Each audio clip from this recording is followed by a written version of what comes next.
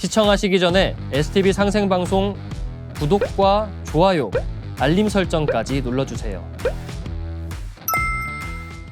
And you smiled over your shoulder. For a minute I was stone cold sober. I pulled you closer to my chest.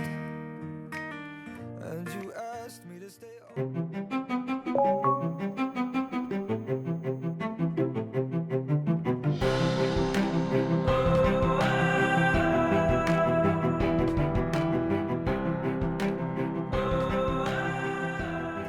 시청자 여러분 안녕하십니까? 현대문명의 대전환, 지난 시간에 이어 강의를 맡은 이진아입니다.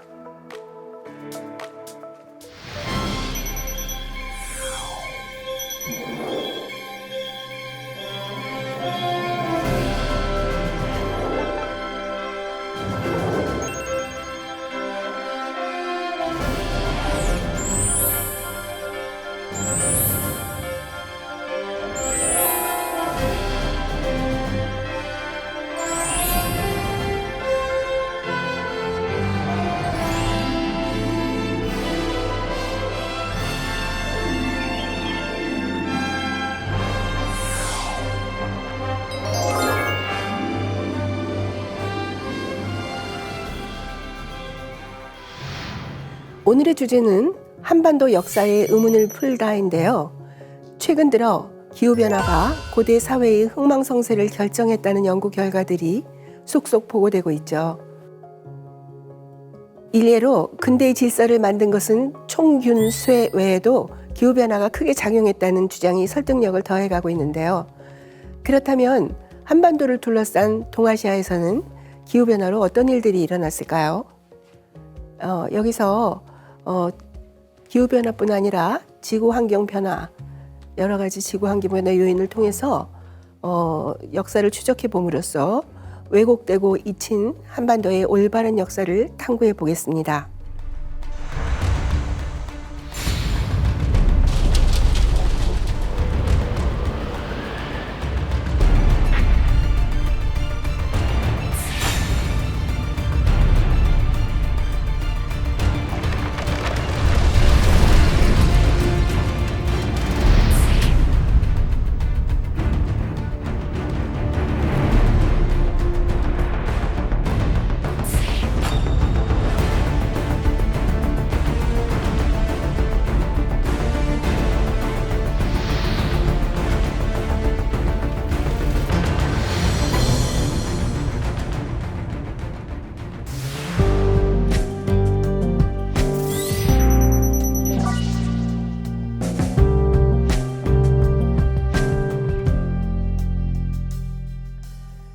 그러니까 이렇게 환경변화 역사를 이렇게 풀어가다 보면 우리의 역사가 어떤 것이었는지 하는 그 전모가 놀랍게도 그 크고 아름다운 우리의 역사의 전모가 드러나는 게 정말 굉장히 그 흥미로운 부분인데요.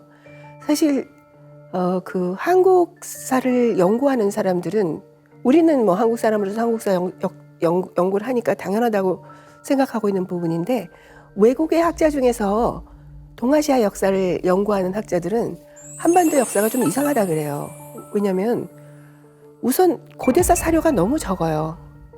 중국에는 무슨 사료 그러면 그게 막 몇십 권짜리가 막 수십 가지가 이렇게 있고, 일본도 그 고대의 문명이 훨씬 떨어졌던 것으로 간주되는 그런 일본도 엄청나게 많은 사료가 있는데, 우리나라는 고려시대 이전, 그러니까 고대죠. 고대의 역사에서는 딱 두 권이 전해지죠. 삼국사기하고 삼국유사. 근데 그거는 좀 이상한 일이죠. 우리나라 같이 그렇게 문자 문화가 발달한 나라에서. 근데 최근에 역사적 자료 발굴이 기존 역사서의 내용과는 전혀 다른 사실을 보여주고 있다. 그리고 그렇게 이 국가가 성립이 되기 위해서는 그 국가가 고대 국가가 성립되는 조건들이 있습니다. 일단 토지 생산성이 높아야 돼요. 그러니까 작물이 풍부하게 나고 기름지고, 그리고 뭐 예를 들어서 해양 활동을 많이 하는 각 국가는 삼림이 주변에 많아서 배를 만들어서 나가기 좋다든지, 이런 여러 가지 기후적이고 생태학적인 조건들이 동아시아 내에서는 물론 세계 어느 곳과 견주어 봐도 인간 사회 성립에 필요한 환경 조건을 탁월하게 갖추고 있는데 그런 한국이 아주 오래전부터 쭉 약소한 국가였다. 이렇게 알고 있잖아요, 우리는. 그게 뭔가 불합리하다. 그러니까 생태적 조건으로 봐도 안 맞고, 그 다음에 나오는 그 자료를 봐도 너무 이렇게 배치되는 자료가 많고, 그 다음에 일단 고대사 자료가 너무 적다. 이게 우리 역사할 때 굉장히 발목을 잡는 부분입니다. 그 한민족 역사에 대해서 의문을 던지는 과학적 자료가 하나가 있습니다.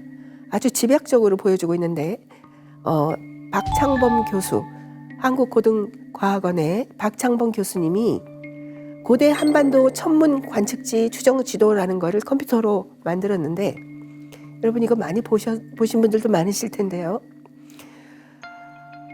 왼쪽 위에 게 고구려가 일식 현상을 관측했던 지점이 있었을 가능성이 있는 지역입니다. 그러니까 동심원으로 그려져 있으니까 동심원의 중앙이 중심지였다는 거죠.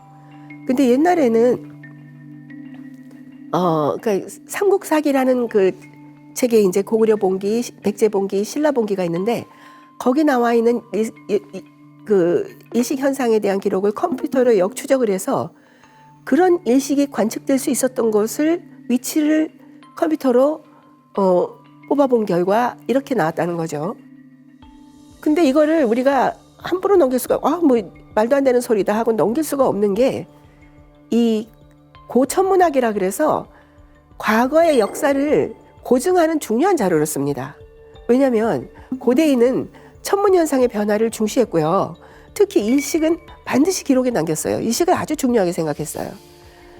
그런데 역사 기록이라는 거는 후대로 가면서 반드시 정치적인 이유로 수정이 됩니다. 예를 들어서 우리나라에서 대대로 어떤 기록을 남겼는데 중국이 쳐들어와서 우리나라를 정복했다. 중국의 강자가 됐다. 그러면 우리나라 역사를 다 없애버리고 자기한테 입맛에 맞게 고칩니다. 그래서 어떤 그 수서라는 중국의 역사서에 백제를 침공했을 당시 그 서고에 있는 기록을 태웠는데 그 불길이 수삭을 올랐다 이런 대목이 있어요. 그러니까 서고에 얼마나 역사 기록이 많았으면 몇 개월이 탔다는 거예요. 그걸 태우는데 불을 질러서 태우는데 몇 개월 동안 그 불이 탔다. 그게 다 없어졌다는 얘기잖아요.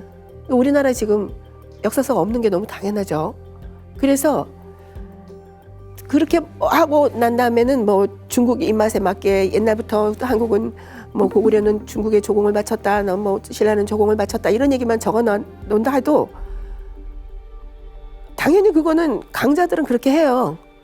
어떤 역사가 이렇게 흐르면서 A라는 집단이 있고 B라는 집단이 있는데 A가 강해가지고 막 잘 나갈 때는 B는 꼼짝도 못하고 있다가 어떤 이유로 계속 환경이 바뀌면서 A가 약해집니다. 그럼 B가 A를 치면 A가 잘했던 것들을 다 자기 건 것처럼 그렇게 얘기를 하거든요. 그거는 세계 인류 역사를 통해서 전 세계적으로 행해져 왔던 일이고 부도덕한 행위라고도 얘기할 수 없을 정도로 일반적으로 인간의 심리에 기반해서 일어나는 일입니다. 근데 여기서 역사 기록이 후대로 가면서 거의 반드시 정치적인 이유로 수정이 되지만 사람들이 천문현상에 대한 거는 건드리지 않아요.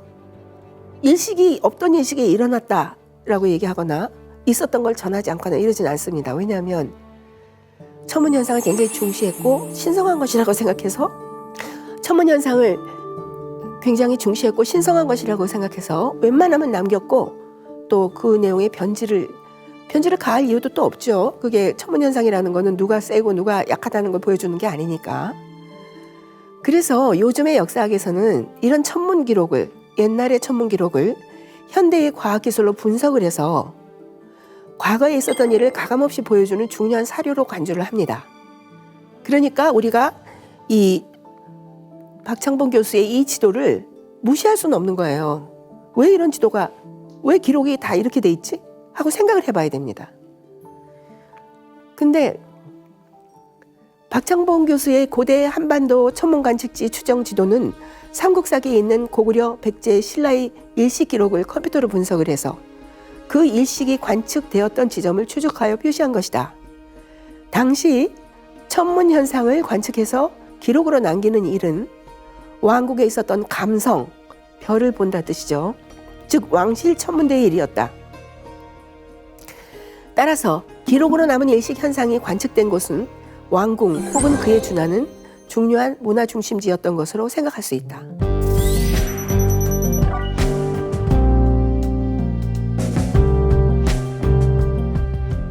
자, 보면 고구려가 705년 동안 역사 속에서 왕궁 혹은 정치 및 문화 중심지였던 곳은 두 곳으로 나타납니다.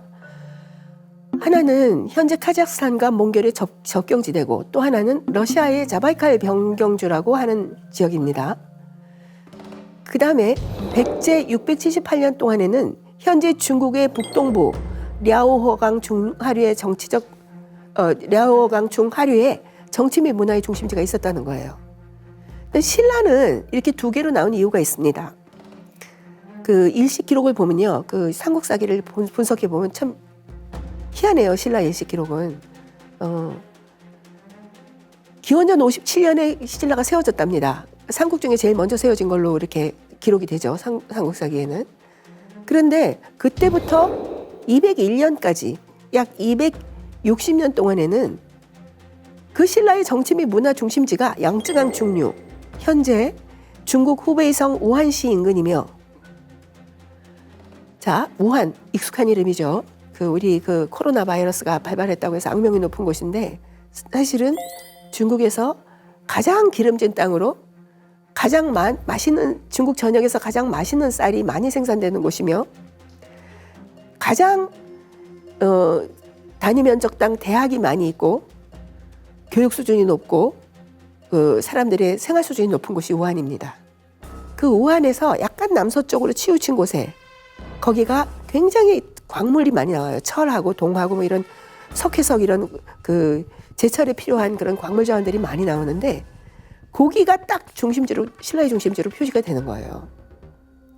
그 다음에 그로부터 586년 동안 공백입니다.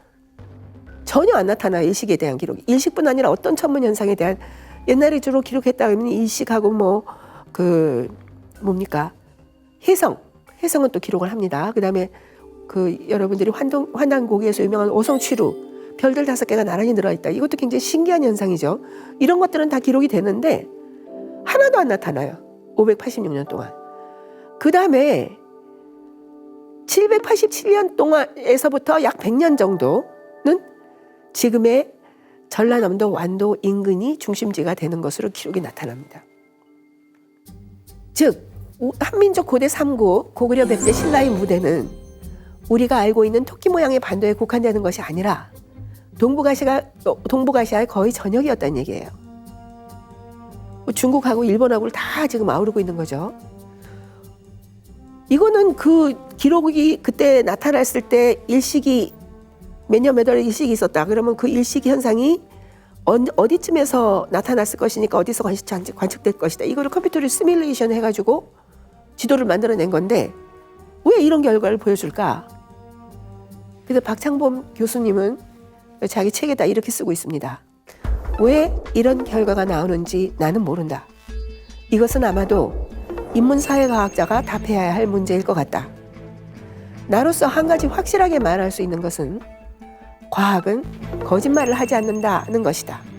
이게 박창범 교수가 그 책에 쓴 말입니다. 자, 우리가 그런 과학의 엄정성을 믿는다면 왜 이렇게 하는지를 밝혀보고 싶은데요. 밝힐 수가 있었습니다.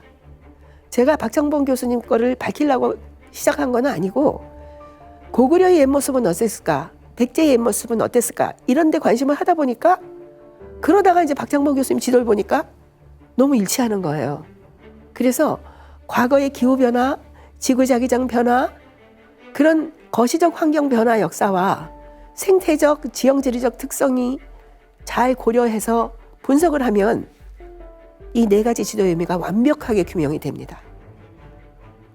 이것은 바로 가장 확실하며 부정할 수 없는 근거에서 기반해가지고 그동안에 잊혀지고 축소 왜곡된 우리의 역사를 복원할 수 있는 어떤 출발점이 되기도 합니다. 그래서 지금부터 짧은 시간 동안에나마 그 작업을 시작해 보도록 하겠습니다. 고구려의 중심지는 몽고 카자흐스탄의 접경지대와 러시아의 자바이칼 변경주 두 곳에 있었다. 이것이 역사적 사실이었을 가능성이 있을까? 충분히 있습니다. 왜 그러냐면 고구려 존속 시기는 기후변화의 온난주기였어요. 그래서 위도가 높은 지방도 작물 생산성이 높았을 것입니다. 그래서 저렇게 높은 데서 사람들이 살았겠나? 그땐 굉장히 따뜻했거든요. 충분히 농사를 지을 수 있었을 때입니다. 지형 지리적 생태학적 특성상 비옥한 교통의 요지여서 기후가 온난할 때는 대국의 중심지가 될 만하다. 이거는 그 레나강이라고 북해로 흘러들어가는 긴 강이 있습니다. 그 레나강하고 그다음에 백두산에서 발원해가지고 연해주로 흘러들어가는 아무르강이라는 그 긴 또 강이 있죠. 뭐 세계 막 메디 길이가 메디 이렇게 아주 둘 다 큰 강인데 그 강의 상류 부분이 좁습니다. 비슷한 데서 거기에 발원을 해요. 근데 그 상류 부분이 아무르강은 상류 부분은 아니고 중류에서 이렇게 휘어져 돌아가는 부분인데 그게 만나는 그 중간이 자바이칼 변경주예요. 지금 러시아의 그 정치적인 중심이 유럽이잖아요. 지금은 러시아가 유럽계 국가가 극동을 차지하고 있어서 그렇지 옛날에는 저 자바이칼 변경주가 굉장히 인기가 많은 지역이었습니다. 먹을 것도 많이 나고 기후도 좋고 이래서 그래서 옛날에 모스크바에서 정치적으로 망명하는 아주 고위직 그 인사들이 많이 갔어요. 거기를 굉장히 인기 있는 피서지고 망명지였습니다. 그러니까 옛날에 여기가 러시아의 땅이 아니고 한민족의 무대였다면 온난기에 충분히 사람들이 버글버글 끓으면서 중심지가 될 만한 곳이라고 얘기죠. 동시에 이 시기는 동아시아의 상공 지구자기장 밀도가 급격히 낮아지는 때라서 고려시대 기후변화를 보면 부여는 한냉한 때 출발했지만 부여가 막 흔들릴 때 그 남쪽의 일부에서 고구려가 나타났죠. 거기 보면 고구려가 나타난 시기는 지구자기장 밀도가 굉장히 약해져서 화산이 많이 나던 때고 또 날씨가 따뜻해서 농업 생산성이 높을 때라는 것을 우리가 알 수 있는데요. 동아시아의 지구자기장 변화를 가리켜줍니다. 그 보면은 여기에 초록색 선이 수직으로 낙하하는 쪽이 그런 시기가 부여 존속기에 있었고 부여하고 고구려 존속기에 겹치는데 이렇게 되면 어떻게 되냐면은 고구려 제1중심지 바로 붙어서 남서쪽으로 오달리안치 화산지대라는 곳이 있어요. 보시면 아시겠지만 동북아에서는 제일 화산 활동이 심한 데입니다. 규모도 크고. 그런데 거기가 부여가 있었던 곳이고 고구려의 제1중심지가 있었던 곳이면 부여는 화산 활동이 활발해지면 어떻게 될까요? 당연히 타격을 입었겠죠. 그래서 고구려의 무릎을 꿇고 고구려가 그거를 제1중심지로 접수를 했는데 고구려도 계속 화산 활동이 활발해지면 어떻게 할까요? 화산을 피해서 가겠죠. 그런데 연해도 쪽으로는 여기 산에 지도에서는 안 나타났지만 그게 고산지대입니다. 그 연해도 쪽으로 가는 데는 아주 좁은 아무르강 양쪽으로 고산지대라서 사람이 살만한 털을 넓게 잡고 살만한 땅이 없어요. 그런데 제1중심지에서 제2중심지까지는 긴 강으로 바로 연결됩니다. 긴 강과 호수로 바로 연결이 돼. 바이칼 호수가 저기 보이는데 바이칼 호수를 통해 가지고 셀렌게강 수계를 따라 가지고 몽고의 접경지대까지 바로 갈 수 있고 그 지대는 서쪽에 큰 산맥이 가로막혀 있어 가지고 비옥한 농토를 형성하고 있는 고원지대예요.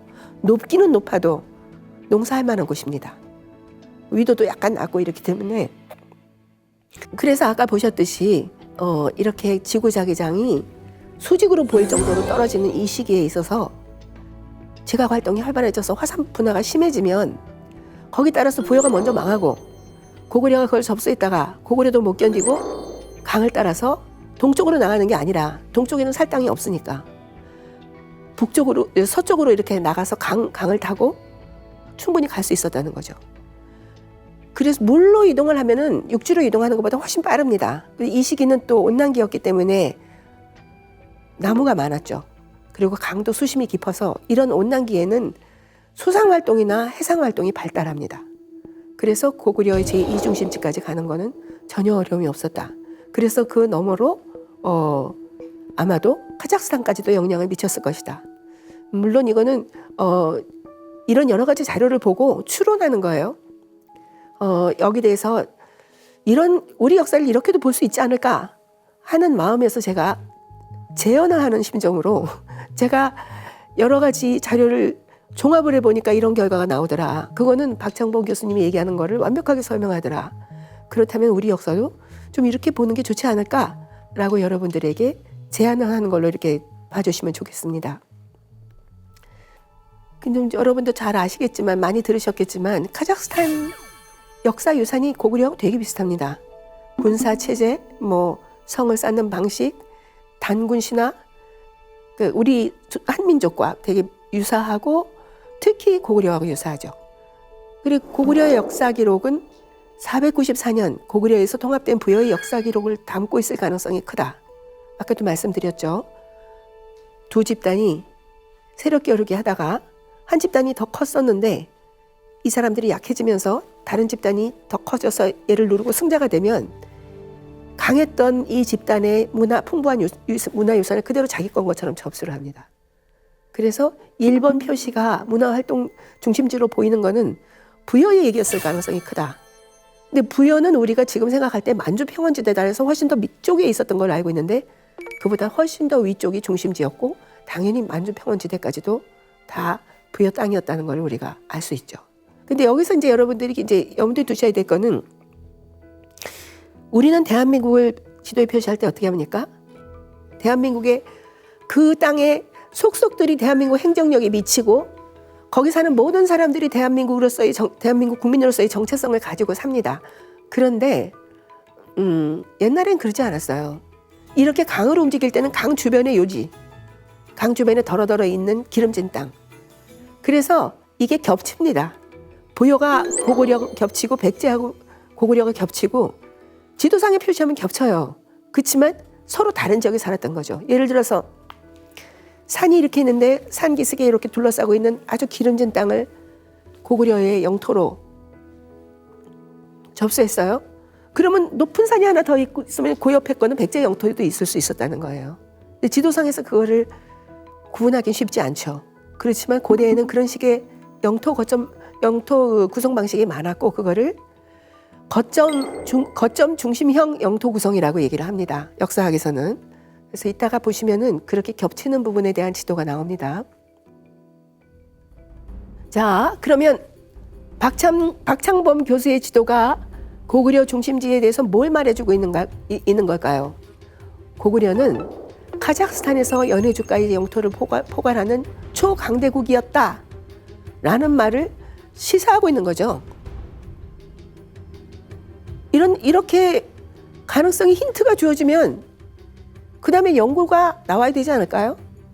저는 그 연구가 젊은 학자들에 의해서 많이 나오기를 그렇게 기대를 해봅니다. 자, 그러면 백제의 중심지는 랴오호 유역이었다는 이 사실에 대해서 어떻게 얘기를 할 수 있을까요? 제가 파란색으로 랴오호 강의 굵은 그 흐름을 그려놨는데 딱 상류에서 중상류 정도까지가 중심지에 해당되고 어쨌든 이 중심지의 동심원이 랴오강에 흐르는 지역 전역을 포괄하고 있죠. 랴오허, 요하는 고대 사회 형성의 지리적 조건으로 볼 때 최고의 강점을 갖추고 있는 곳이다. 그래서 이게 장백산계의 순상산지가 동쪽을 막고 있고 대응할령 산맥이라는 거대한 산맥이 서북 방향을 막고 있고 그 다음에 대흑산 산맥이 북쪽을 막고 있어서 이렇게 삼면으로 돌아가면서 딱 막아주고 있어요. 그래서 이 산지에서 요하가 발원을 합니다. 그래서 삼림도 풍부하고 수량도 많지만 거대 산지 기슭에 형성된 넓고 비옥한 충족토 덕분에 육지에서도 안정된 영토를 형성하고 하천과 바다를 무대로 활동하기에도 최적인 조건을 갖추고 있는 곳입니다. 최근 이곳에서 발굴된 유물은 이곳이 세계에서 가장 오래된 문명의 발상지였을 가능성을 강력히 시사합니다. 한반도 신석기 시대인 기원전 2000년부터 청동기 시대인 기원전 1500년 전까지 상당한 수준의 문명이 형성돼서 지속됐어요. 이는 세계 최초의 문명으로 일컬어지는 수메르 문명보다 3000년 정도 앞섰으며 중국 황하 중심의 문명 중 가장 초기의 것으로 인정되는 얼리토 문명보다 5,000년 이상 앞선 겁니다. 이런 요하 문명은 이 요하 문명을 일으킨 요하 유역이 바로 백제의 중심지였다라는 사실을 박창범 교수의 고대 천문 지도가 웅변하고 있는 거죠. 그래서 백제는 어떤 의미로 이제 요하 문명의 상속자라고까지 말할 수 있습니다. 이게 백제를 이게 우습게도 백제를 이걸 전라남도 전라북도로 밀어넣는 바람에 요하 문명이 무슨 나라가 있었냐 하는 게 안 나타나고 있어요. 역사서에는 그냥 요동 요서 이렇게 지명으로 나타나지 거기에 나 있는 국가가 안 나타납니다. 당시 뭐 요동을 다스리고 있는 무슨 일가가 이런 식으로만 나와 있지 그게 국가라는 사실 자체를 인정을 안 해요. 역사서에는. 그런데 백제가 요 부분에 대해서 백제가 만약 이게 된다면 국가의 중심지였다고 본다면은 여러 가지로 설명되는 게 많습니다. 대륙 백제사가 아니라 그래서 여기저기 그 백제의 땅이었다는 것을 입증하는 그 중국의 사서들의 그런 기록들도 있고요. 그 다음에 여러분들 저걸 보실 때는 되게 많이 떨어져 있는 것처럼 보이잖아요. 황해를 중심으로 이게 그 바다를 끼고 있는 것처럼 보이지만 이게 사실 10,000년 전까지만 해도 이어져 있었습니다. 점점 벌어져 간 거예요. 거기에 얼음판으로 이어져 있다가 조그만 강이 흐르기 시작을 하다가 그 강이 이제 요하에서 요하가 훨씬 길었던 거죠. 저 황해 끝까지 요하가 있었던 거죠. 지금의 전라남도 땅끝까지 있는 데까지. 그래서 그게 점점 벌어져 갔거든요. 그래서 그 사람들이 DNA를 추적해 보면 되게 유사합니다. 이 전라남북도, 황해도, 평안도, 그다음에 요하 유역, 그다음에 중국의 그 북쪽 베이징보다 더 동해안 쪽, 그다음에 산둥반도 지역을 보면 되게 DNA가 그러니까 유사해요. 그러니까 옛날에는 다 같이 살고 있다가 점점 벌어지면 어떻게 될까요? 모른 체 하고 삽니까? 배를 타고 돌겠죠. 배를 타고 그 사람들을 찾아가서. 근데 이 교류의 역사가 한국 해양사에서는 다 밝혀져 있음에도 불구하고 역사에서는 안 가르치고 있습니다. 우리나라하고 중국 동해안이 그렇게 긴밀하게 소통하는 지역이었고 중국의 안쪽에 살던 한족은 이 지역을 다 산둥반도하고 다 이 지역을 다 동이라고 불렀다라는 사실에 대해서 왜 우리나라 역사는 얘기를 안 하는지 잘 모르겠습니다. 그래서 이 우리나라 역사에서 제일 중요한 미싱 링크, 잃어버린 연결고리 중에 하나예요. 요하 유역에 어떤 나라가 있었냐 하는 게. 그 부분에 대해서 박창범 교수의 고대 천문 관측 지도는 또렷한 답을 제시합니다. 요하 유역을 자리했던 고대 국가는 바로 백제라고 말입니다. 백제가 어느 정도 큰 나라였냐면 제가 여기다 이제 그림으로 오렌지색으로 표시를 했는데 최소한으로 표시한 거예요. 랴오강을 둘러싸고 그 동심원의 첫 번째, 두 번째 동심원, 그 다음에 거기서 산둥반도하고 그 복건성까지, 그리고 그 한반도의 지금의 평안도, 황해도, 충청남도, 전라남북도, 그리고 일본의 규슈까지가 다 같은 사람들이 살던 지역이었고 그게 나중에는 백제라는 고대 국가의 영토로 말하자면 그 영토로 우리가 표현이 되는 거죠. 그렇게. 근데 어떻게 예를 들면은 서울 있는데 이런 데가 다 백제 땅이었냐. 아까도 말씀드렸지만 이게 해양형 국가에서는 배를 타고 움직이는 국가에서는 어떤 데를 자기 영토로 삼냐면 육지 쪽으로는 산으로 뺑 둘러싸여 있고 그 산에서 흘러나오는 충적도로 인해 가지고 기름진 땅이 형성되어 있는 그런 바닷가 마을, 그런 데를 노립니다. 근데 그런 데는 뭐 아주 넓지는 않을 거 아니에요. 그러면 그런 것들을 점점이 있는 거예요. 그래서 거점 연결식 영토 구성이라고 말합니다.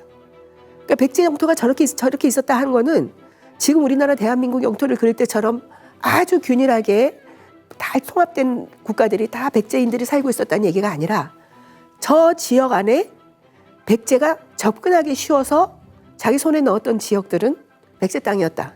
이렇게 말하는 게 더 정확하죠. 근데 이게 백제라는 국가는 아까 말했듯이 아주 비옥한 랴오허강 유역을 기반으로는 하고 있지만 온난기였기 때문에 백제가 번성하던 때가 온난기였기 때문에 그리고 뒤에 산이 뭐 장백산맥, 뭐 대흑산 산맥, 그 대흥한령 산맥 엄청난 산지가 뒤에 있기 때문에 나무가 많아서 튼튼한 나무가 이 해상 국가의 파워는 나무로 결정이 됩니다 거의. 왜냐하면 해상에서 싸울 때는 일단 배하고 배를 쾅 바꿔봐요. 부딪힙니다 그냥 와서. 해적 영화 같은 거 보면은 와서 쾅 부딪히잖아요. 그러면 아주 크고 튼튼한 나무로 통짜로 만든 배는 안 부서져요. 약한 나무로 만들거나 이어서 만든 거는 부서집니다. 배가 부서지면은 싸울 수가 없죠. 그렇기 때문에 나무가 굉장히 중요해요. 아주 곧게 튼튼하게 잘 자라는 나무. 거기다가 위도가 높은 지역에 있는 나무는 목질이 치밀합니다. 단단한 나무가 자라는 거죠. 그러니까 백제가 해상 국가로서도 굉장히 활동을 해서 거의 그 중국의 그 동해안, 동남해안까지 그다음에 일본의 규슈하고 아마 시코쿠 이쪽까지도 상당히 자기의 거점을 만들었을 가능성이 크다. 그렇지만 서기 500년대에 갑자기 기온이 하강합니다. 그러니까 육지부가 위도가 높잖아요. 베이스 캠프가 타격을 받기 시작을 해요. 그래서 삼림의 생육이 부진하고 하천 소통이 둔화되면서 활성활동이 타격을 받습니다. 이어서 백두산 대분화의 시기에 들어갑니다. 여러분 백두산 대분화가 948년에 있었는데 우리는 밀레니엄 대폭발이라 그래서 그거를 주로 얘기를 많이 하지만 그 대분화로 이어지는 과정이 한 500년 정도 지속이 됩니다. 다른 어떤 때보다 더 화산 분화가 소소하게 들쭉날쭉 많이 이어지고 했던 기간이 500년 정도 있다가 그 다음에 948년에 아주 큰 분화가 일어나는 거죠. 그러니까 백제처럼 본부가 자기네 본토가 위도가 높은 데 있는데 갑자기 추워지고 백두산도 막 분화하기 시작을 하면 타격을 입죠. 그래서 심한 타격을 입게 됩니다. 그래서 보면 백제 존속 기간을 보면 저 하반기부터는 그래프가 하강 국면이잖아요. 중간에서부터 하강 국면이 쭉 계속되다가 그게 밀레니엄 폭발로 이어집니다. 자, 그다음에 이제 신라 얘기로 넘어가겠는데요. 신라의 일식 관측 기록은 아까도 말씀드렸지만 불연속입니다. 상대 신라가 있고 중간에 공백기가 있고 또 하대 신라가 있어요. 박창범 교수의 고대 천문 관측지 지도가 분석 대상으로 한 김부식의 삼국사기 중 신라 본기에 기록된 일식 현상은 아주 특이한 특성을 지니는데요. 즉 건국 기원전 57년 이후 201년까지 258년 동안은 일식, 해성, 기타 천문 현상이 전체 기록의 50% 이상이 될 정도로 많이 담겨있어요. 그러니까 57년에 기원전 57년에 박혁기서가 신라를 건국했다. 그 다음 줄이 뭐냐면 기원전 56년에 일식이 있었다. 그러니까 일식이 있었다는 게 거의 박혁거세가 신라를 건국한 거하고 동급인 거예요. 아주 중시했고 절반 이상입니다. 근데 갑자기 뚝 끊겨요. 아예 천문현상에 대한 기록이 안 나타나는 게 586년이 이어지다가 다시 기록이 시작돼서 신라 멸망기까지 나타나는데 이때는 그 비중이 20% 이하입니다. 이 시기에 대한 기록이 있기는 있어도 천문현상에 대한 기록이 옛날처럼 그렇게 이렇게 비중적으로 많지 않다. 왜냐하면 다른 거에 대한 것도 많이 썼으니까. 일식을 비롯한 천문 관측 기술이 발달하고 그 기록을 특히 중시하는 것은 보통 육지를 중심으로 활동하는 국가보다는 해양 활동이 활발한 국가에서 나타나는 현상이다. 내륙 수운과는 달리 장거리 항해를 할 때는 태양의 위치와 별자리를 보면서 항해를 하기 때문이다. 그래서 별이 굉장히 중요합니다. 하늘이. 그래서 장거리 항해를 하는 국가일수록 천문학이 발달을 해요. 그래서 우리가 통상 한민족 고대 국가라 하면 부여, 고구려, 백제, 신라, 가야 중에서 부여하고 고구려는 내륙 수운에 많이 의존했어요. 왜냐하면 강만 다녔지 바다는 별로 안 다녔습니다. 이런 나라는 별로 천문학이 발달 안 해요. 강이라는 거는 강줄기가 있으니까 따라가면 되잖아요. 근데 바다를 항해하는 거는 망망대해에서 내가 어디로 갈 거냐. 하늘을 보고 그거를 위치를 잡아야 되기 때문에 하늘을 들여다보지 않을 수 없습니다. 백제하고 가야는 장거리 해양 활동을 크게 의존했고 특히 가야는 거의 해양 활동으로 먹고 살았다. 육지는 별로 기반이 없었다. 이렇게 말할 수 있는 나라입니다. 당연히 가야가 가장 천문학이 발달했겠죠. 신라는 동해 면에 있어요. 바다의 면에 있긴 있는데 동해 면에 있고 동해는 금방 수심이 깊어지기 때문에 연안을 따라서 왔다 갔다 할 뿐이지 먼 장거리를 가기 어렵습니다. 그리고 조금만 내려가면 가야한테 막히니까 해상 활동이 제한이 있는 거죠. 거기다가 신라가 통일을 해가지고 다른 나라를 다 제압을 했는데 갑자기 추워져요. 배를 만들 수가 없어요. 해양 활동이 위축됩니다. 그래서 해양 활동이 거의 사라집니다. 그러니까 가야는 더 먼저 500년대에 망했는데 그때는 갑자기 추워지면서 망한 거예요. 가야는 해상 활동에 전적으로 의존하고 있는 나라니까 날이 추워지면은 해상 활동을 못 해요. 나무가 잘 안 자라고 나무가 안 자라면은 산에 있는 토사가 강을 메웁니다. 강바닥이 높아지니까 큰 배가 못 다녀요. 그래서 가야 연맹 이 낙동강을 따라서 쭉 그 서로 편의를 봐주면서 왔다 갔다 하던 그 큰 바다로 나아가던 그 가야 연맹이 다 맥을 못 쓰게 되는 거죠. 그러니까 통일신라기 접어들어서 그렇게 가야는 먼저 기후변화 때문에 망했고 환행화되면서 그다음에 통일신라가 이제 그 이후에 지구자기장이 활성화되는 시기에 백제하고 고구려를 쓰러뜨렸는데 그 해상활동을 다 접수해도 자기네들이 할 수가 없어요. 배를 만들 수 없으니까. 그래서 통일신라에서는 거의 해상활동이 안 나타납니다, 사실. 우리가 뭐 첨성대 같은 것도 있고 신라도 천문학이 발달하지 않았느냐. 죄송하게도 첨성대에서 나온 기록이 없습니다. 첨성대에서 뭐를 어떻게 관측해서 이렇게 됐다는 게 없어요. 그러니까 신라는 별로 해상활동이 발달하지 않았고 따라서 천문학도 발달하지 않았다라고 볼 수 있는 여러 가지 근거가 있다는 거죠.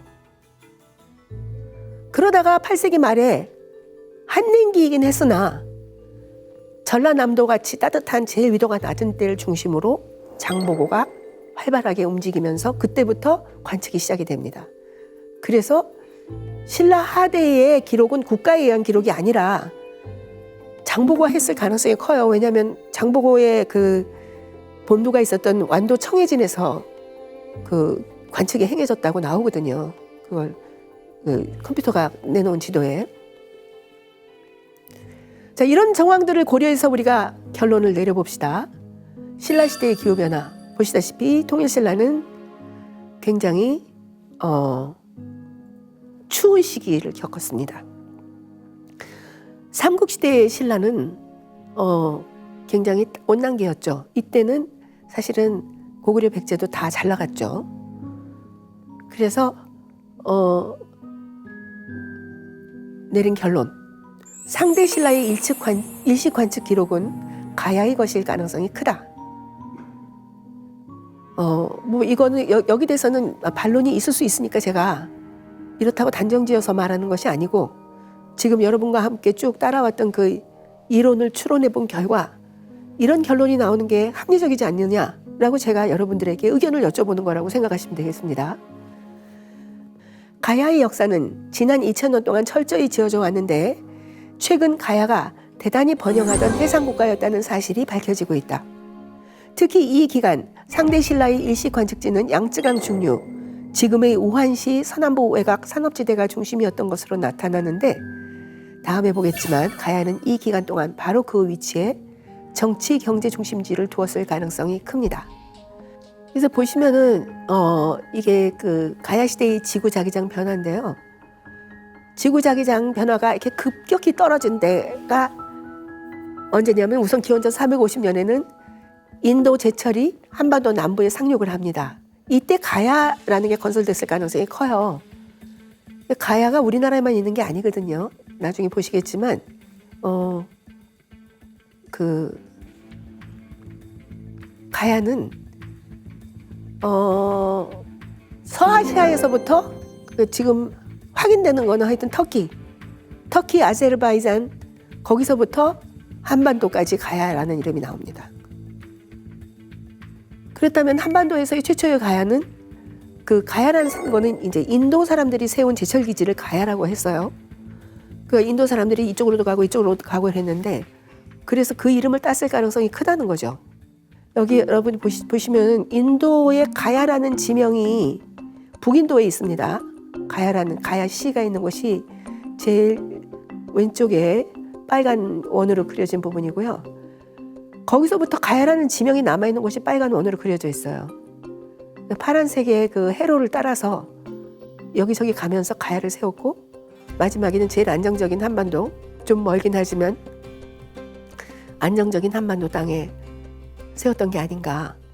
그래서 그 북쪽에서 오는 그 북아시아 대륙을 북쪽으로 거쳐온 제철 세력하고 만나는 게 수로왕으로 대표되는 그런 움직임이 아닌가라고 저는 추정합니다. 그것도 그 지구자기장이 급격히 밀도가 감소하던 때의 일이다. 그러니까 인도 사람들이 자기네 땅을 탈출해가지고 동남아시아에다가 건설했는데 동남아시아가 굉장히 그 자기장 격변이 심한 곳이잖아요. 뭐 화산지대가 많은 곳이니까. 그러니까 그런 시기에 접어들면서 확산하는 모습이 고고학적으로 입증이 됩니다. 확인이 됩니다. 그 다음에 또 확 떨어졌을 때 가야가 우한에 제철 기지를 건설했다고 봅니다. 이게 기원전 한 5, 60년대가 아닐까. 그래서 가야의 실제 위상은 가야의 건국 시기는 역사사에서 나온 대로 서기 42년으로 알려졌지만 이는 축소 왜곡되었을 가능성이 크다. 최근 역사학계 일각에서는 유물 분석을 토대로 기원전 1, 2세기경으로 추정하기도 한다. 하지만 인도발 제철 문화가 아시아 전역으로 퍼지면서 가야라는 제철 기지를 세웠다는 점, 그 문화가 한반도 남부, 경남 사천과 전남 해남 등에 처음 상륙한 것이 기원전 4세기였다는 점을 고려하면 이때 가야라는 이름의 정치 공동체가 한반도에서 처음 만들어졌을 가능성도 있다. 기원전 2세기에서 1세기 부여국에서 화산활동이 빈발하면서 여러 차례에 걸쳐 유민이 바레만으로 나와 중국 산둥성 및 그 이남으로 연해주로 나와서 한반도 동해안을 따라 내려온 정황이 유물로 밝혀지고 있습니다. 이때 부여국의 제철 세력과 김해 인근의 제철 세력이 통합이 되면서 좁은 김해 일대를 벗어나 한반도 남해안과 서해안을 따라서 올라갔고 황해도 옹진바도와 중국 산동반도를 잇는 당시의 해로를 타고 중국의 양쯔강, 중류, 우한 일대에서 제철 기지를 건설했던 것으로 보인다. 우한 남서부 외곽지대는 외부와 독립적인 지형이면서도 강을 따라 움직이기 좋으며 제철, 제동 등 산업을 대규모로 일으키기 좋은 조건을 갖추고 있었다. 지금도 여기는 산업지대예요. 광물이 아주 풍부하게 나오는 곳입니다. 여기서 또 하나의 중심지를 세운 가야는 폭발적인 경제 성장을 하며 적어도 동아시아 전역에서 양질의 철을 팔았던 것 같다. 그러다가 중국 내부의 세력 판도 변화로 인해서 지역에서 물러나게 된 것이 서기 201년도의 일인 것으로 추정된다. 일본 규슈 야츠시로라는 곳에 상륙한 가야 제철인들은 거기서부터 세력을 확대해서 약 3세기 동안 홋카이도를 제외한 일본 열도 거의 전역에 그 흔적을 남겼습니다. 이거는 그 이종기 선생님이 거기서 현지 답사하면서 그 지역에서 오래전부터 전해지는 지방 역사서에서 확인한 부분이기도 하고요. 근데 요즘은 인터넷 세상이라 그냥 앉아가지고 다 확인할 수 있잖아요. 그러면 묘켄이라는 사람이 나옵니다. 묘켄이 수로왕의 딸로 잃어버린 딸이 아닌가 하고 추정을 하는데 일본 사람들은 안 그래요. 묘켄이 무슨 중국에서 건너왔다 막 이러는데 여러 가지 경황으로 묘견이라는 공주가 있었는데 낙동강을 따라서 구름 속으로 사라져버린 얘기가 나오거든요. 그 김해 김씨 족보 중에서 아주 오래된 버전에 요즘 버전에는 안 나오는데 이종기 선생님이 확인한 오래된 버전에는 나옵니다. 그래서 묘견은 그 묘켄 신앙이 홋카이도를 제외한 모든 일본 도쿄까지도 묘켄이라는 이름이 굉장히 많아요. 묘켄산, 묘켄사, 절 무슨 묘켄 무슨 지, 연못 해가지고 굉장히 일본 사람들이 숭앙하는 떠받드는 위대한 여성 신입니다. 그래서 저는 이것이 홋카이도를 제외한 거의 전역에 가야의 흔적이 남았다라고 생각을 합니다. 그런데 서기 500년대에 진입하면 지구자기장이 다시 불안정해지죠. 일본의 제철 기제도 문제가 많이 발생하고 일본 원주민이 더욱 공격적이 돼서 결국은 퇴각하지 않을 수 없게 됩니다. 그와 함께 기후변화 한랭기 국면에 접어들면서 기온이 급강하자 풍부한 산림으로 튼튼한 배를 만들고 수량이 풍부한 수로를 따라 움직여 연대하는 속성을 가졌던 해상국가 가야는 점점 더 힘을 잃게 됩니다. 대규모의 해외 제철 기지를 잃은 동시에 해상 활동도 점점 둔화되어 가자 가야는 연맹 내 갈등에 시달리다가 결국에는 신라에 패망하여 복속된다. 그래서 여러 가지 그 현지 자료, 현지에서 남아있는 자료, 그 다음에 여러 가지 그 과거에 있었던 기후나 지구자기장 변화, 그다음 과거의 기록들 중에서 이해가 안 됐던 어떤 편린들 이런 것들을 조합한 결과 제가 내린 결론입니다. 그렇다면 그렇게 번성했던 강대국이 왜 사라지고 잊혀졌을까? 한마디로 백두산 때문입니다.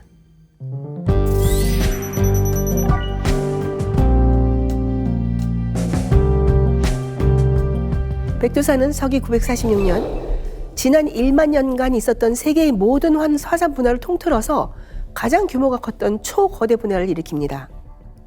폼페이를 한순간에 멸망시킨 베수비오 분화보다 수십 배 크고 2010년 유럽 전체 공항을 마비시켜서 떠들썩했던 에이아 파들라이 위키들 화산의 100배가 넘는 규모의 폭발이었습니다.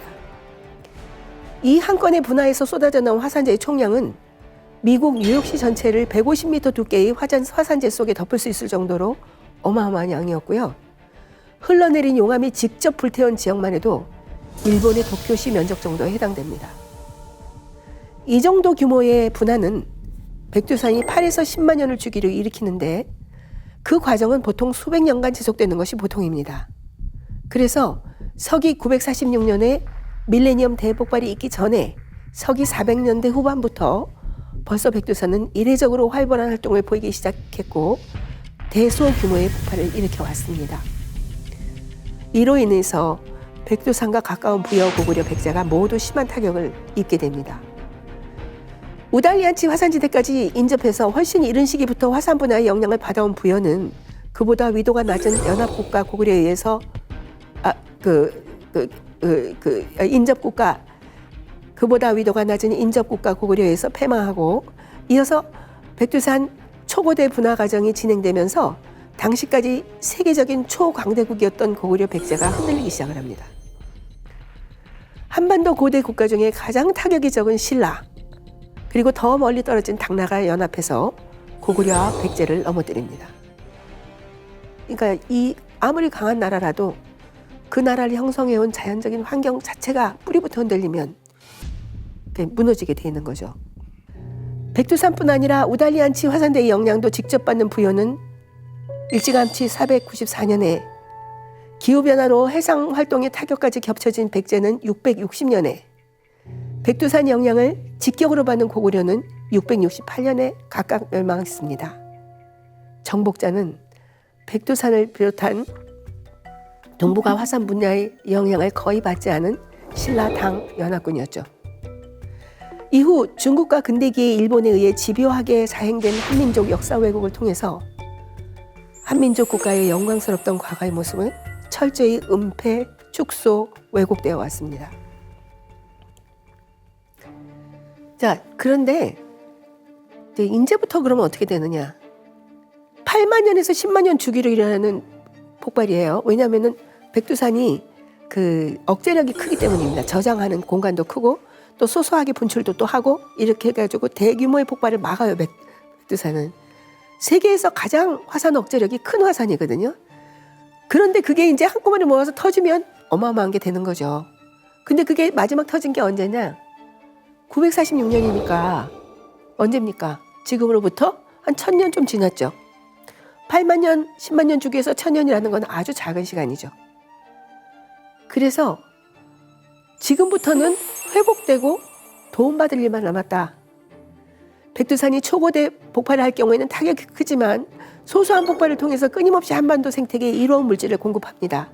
세계 유일의 수정질 화산이고 약알칼리성 유문화 형성에서 산성화되기 쉬운 현대의 토양을 계속 중화시켜주고 계속 좋은 에너지를 공급하는 거죠. 또 백두산을 형성하는 지질 구조, 특히 태평양 지판이 유라시아 지판을 만나서 꺾이면서 땅속 깊은 곳에 안정되어 물을 머금는 구조는 한 번 더 저녁에 생산성이 높은 토양 재료와 대단히 물맛이 좋고 풍부한 수자원을 공급합니다.